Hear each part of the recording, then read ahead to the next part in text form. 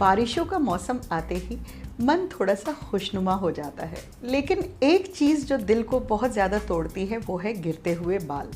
जी हाँ, मॉनसून में बालों का गिरना बढ़ जाता है। इसके लिए आपको ह्यूमन हेयर साइकिल को समझना पड़ेगा। हमारे बाल, अलग अलग बाल अपनी ज़िंदगी अलग अलग रूप में जी रहा है। बाल उगता है, वहाँ पर ठहरता है और उसके बाद गिर जाता है। ऐसा नहीं है कि अगर हम अपने बाल काटेंगे नहीं या उनको कटिंग नहीं कराएंगे तो वो बाल हमारे टखनों तक उग जाएंगे, ऐसा नहीं है। हम सबके बालों की एक जेनेटिक लेंथ है, उस तक वो ग्रो करेगा, उसके बाद वो बाल निकल जाएगा, फिर नया बाल उस जड़ से निकलना शुरू हो जाएगा। नॉर्मली एट अ टाइम 30% हमारे बाल गिरने वाले फेज़ में होते हैं।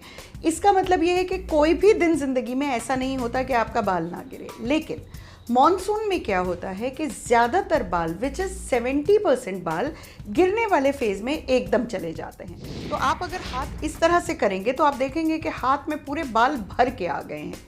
लेकिन परेशान मत होइए, उसमें से हर बाल को आप उठा के देखिए, उसकी जड़ में एक सफ़ेद रूट होती है, जिसका मतलब ये है कि ये वो बाल है जिसकी ज़िंदगी ख़त्म हो चुकी है और वो जड़ से निकल गया है।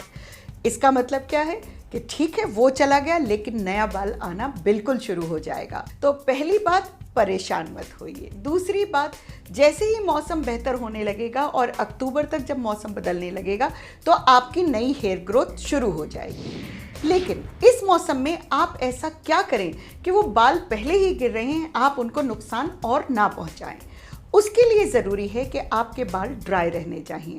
आप देख रहे हैं कि चारों तरफ ह्यूमिडिटी इतनी ज़्यादा है कि बाल भी चिपचिप होने लगते हैं, इसलिए आपको रेगुलरली बाल धोना बहुत ज़रूरी है। तो यहाँ तो आप फिंगर ड्राई कीजिए, बालों को उंगली से उन्हें खोलिए और ड्रायर से उनकी जड़ों को ड्राई कीजिए। और ये बात बच्चों, मेल्स और फीमेल्स सबको लागू होती है। उसके बाद कोशिश ये करें कि बाल ऑल्टरनेट डे आप धो रहे हैं।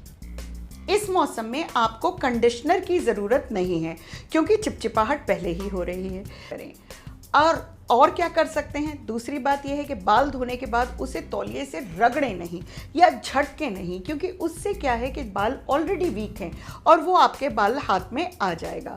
तो कोशिश कीजिए कि तौलिए से, जिसे हम डैप ड्राई बोलते हैं, माने आप उसको सुखाएंगे नहीं, सोखेंगे आप पानी को। ये कीजिए। तौली, आपके कंघे जो हैं वो हमेशा हफ्ते में एक बार उन्हें अच्छी तरह साबुन पानी, डिटर्जेंट वाले पानी में उन्हें धोइए ताकि वो आपके इन्फेक्शन का बायस ना बने। एक दूसरे के कंघे बिल्कुल शेयर मत कीजिए, तौलिए बिल्कुल शेयर मत कीजिए। बारिश में क्यों झड़ते हैं आपके बाल और क्या है मॉनसून में बालों से जुड़ी समस्या, ये आपने अब तक जाना है। अब जानिए मॉनसून में कैसे रखें अपने बालों को स्वस्थ। तो अपने बालों को अच्छा और स्वस्थ रखने के लिए कोशिश कीजिए कि वो बिल्कुल साफ रहें, सूखे रहें। आपके तौलिया बिल्कुल डैम्प नहीं होना चाहिए, उसके अलावा कंघे बिल्कुल साफ होने चाहिए। और ये अगर आप करेंगे, बार बार कंघा ना कीजिए। दूसरी एक चीज़ जो बहुत फ़ायदेमंद होती है, अगर आपके पास वुडन कोम्ब है, आजकल लकड़ी का कंघा मिलता है, उससे चार्ज नहीं होता है बाल और टूटता नहीं है। तो ये छोटी छोटी इन्वेस्टमेंट्स हैं, छोटी छोटी बातें हैं जो आपके बालों को हेल्दी रखेंगी। और अगर आपके बाल खूबसूरत रहेंगे ना, तो आप बारिश को सिर्फ एंजॉय करेंगे, उससे डरेंगे नहीं। तो मौसम का उठाइए मजा, लेकिन रखें अपने बालों का ख्याल। आपको फिट रखने हम आते रहेंगे सेहत से जुड़ा अपना खास प्रोग्राम जियो हेल्दी लेकर।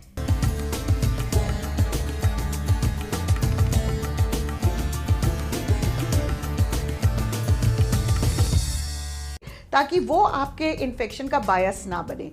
एक दूसरे के कंघे बिल्कुल शेयर मत कीजिए, तौलिए बिल्कुल शेयर मत कीजिए। बारिश में क्यों झड़ते हैं आपके बाल और क्या है मॉनसून में बालों से जुड़ी समस्या, ये आपने अब तक जाना है। अब जानिए मॉनसून में कैसे रखें अपने बालों को स्वस्थ।